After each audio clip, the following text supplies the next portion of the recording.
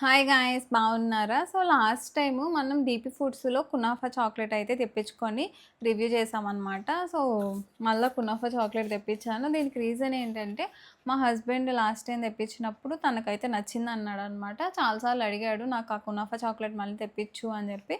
So, ఈసారి kunafa చాక్లేట్స్‌తో పాటు నేను వాల్‌నట్ సైట్‌లో దొరికే చిన్న చాక్లేట్స్ కూడా ఆర్డర్ చేశాననమాట.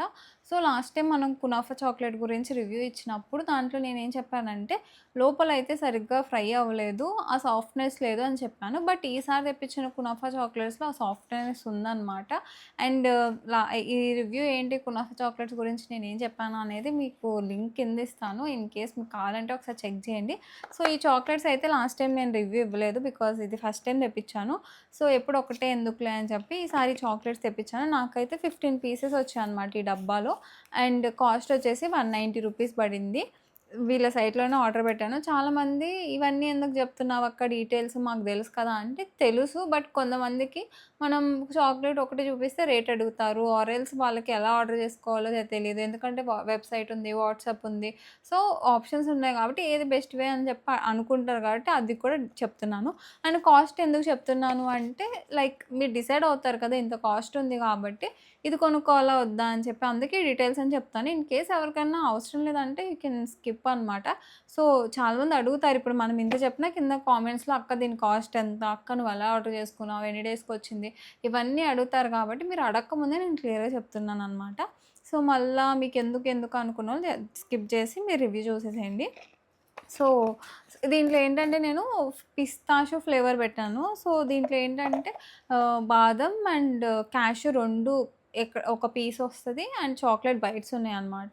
190 రూపీస్‌కి 15 పీసెస్ అంటే ఒక్కొక్కటి అరౌండ్ 12.5-9 పైసా అలా పడిందనమాట.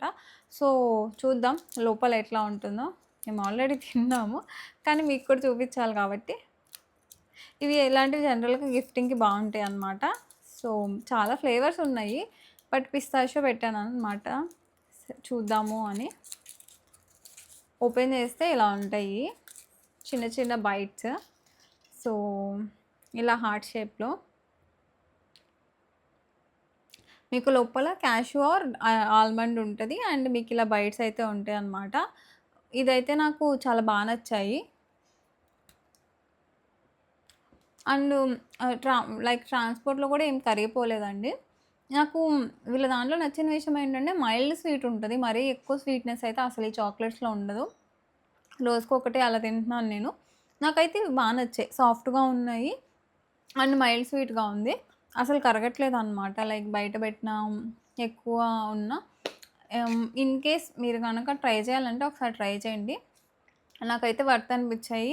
ఎందుకంటే బయట మీరు తినే రూ. 5, రూ. 6 పెట్టి తిన్నప్పుడు ఎక్కువ స్వీట్ ఉండి మీకు నచ్చకపోవచ్చు. బట్ ఇవైతే చాలా అంటే చాలా మైల్డ్‌గున్నాయి.